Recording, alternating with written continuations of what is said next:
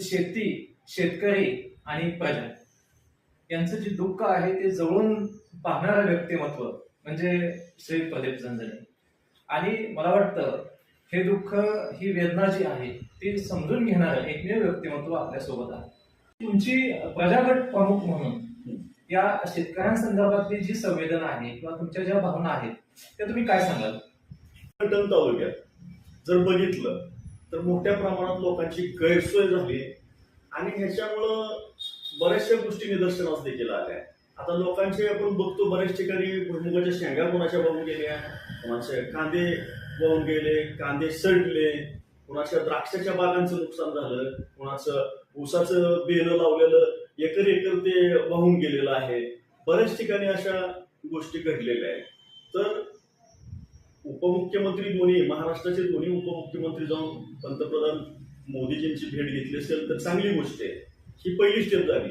पण दुसरी स्टेप अशी चांगली पाहिजे शेतकऱ्यांसाठी की शेतकऱ्यांना काहीतरी, त्यांना ते काहीतरी नाही, चांगला मजबूत आधार दिला पाहिजे ह्या जे त्यांचं नुकसान झाले ह्या गोष्टीसाठी. नाहीतर शेती कोण करणार हो? मला सांगा, आज शेअर मार्केट सारखा शेतीला भाव लावून उपयोग नाही. शेतीला हमी भाव पाहिजे.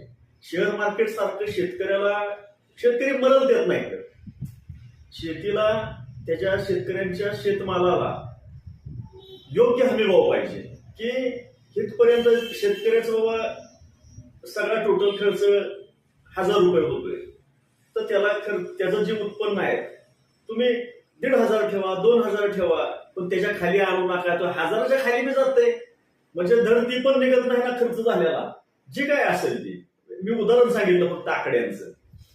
तर मार्केट सारखा त्याला ते तुलना काही शेतकऱ्यांची करू नका.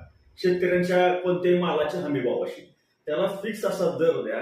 त्याला जिथं जिथं असे आपत्ती काळात मुसळधार पाऊस पडतो, गारांचा पाऊस पडतो, वार वगैरे, तर अशा काळात शेतकऱ्यांना आधार मिळेल असं मजबूत आधार द्या. तुमचं पॅकेज सरकार सत्ता सगळी वापरा, पण शेतकऱ्याला अजिबात मेटाकुटीला आणून देऊ नका. एवढी विनंती